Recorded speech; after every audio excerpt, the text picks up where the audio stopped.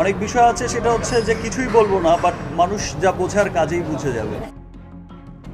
স্ত্রীর সন্তানকে যুক্তরাষ্ট্রে রেখে মালয়েশিয়ার শুটিং স্পটে জন্মদিনের সবটা উদযাপন করেন শাকিব খান, কিন্তু তার পরের দিনই স্ত্রীর সন্তানের সঙ্গে দেখা করেন শাকিব খান।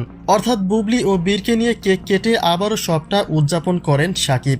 আনন্দের দিনে স্ত্রীর সন্তানকে সঙ্গ দিতে যুক্তরাষ্ট্রে ছুটে গিয়েছেন শাকিব, যেটি এতদিনের শুধুমাত্র আলোচনার কেন্দ্রবিন্দু হয়ে থাকলেও এবার তেমনই কিছু বাস্তব চিত্র প্রকাশ করা হয়েছে। কিন্তু প্রকাশিত চিত্র নিয়েও রয়েছে বিতর্ক।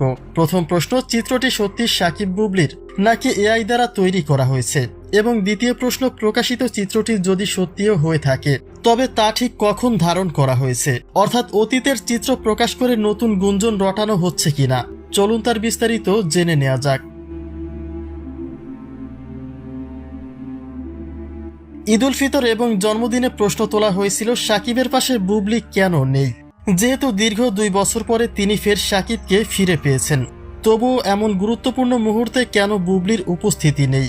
এসব প্রশ্নের পরেই উঠে আসে শাকিবের সঙ্গে বুবলির এই চিত্রটি, যেখানে শাকিবের সঙ্গে খুবই ঘনিষ্ঠভাবে রয়েছেন শবনম বুবলি, যা দেখে আর বুঝতে বাকি থাকে না যে স্ত্রী সন্তানকে প্রতিটি আনন্দঘন মুহূর্তে সঙ্গ দিতে সর্বদা প্রস্তুত শাকিব খান।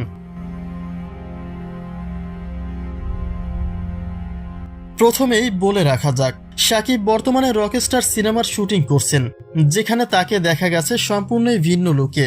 এতদিনে তাকে বড় চুল দাড়িতে অভিনয় করতে দেখা গেলেও এবার তার সম্পূর্ণই ব্যতিক্রম চিত্র ফুটিয়ে তোলা হয়েছে।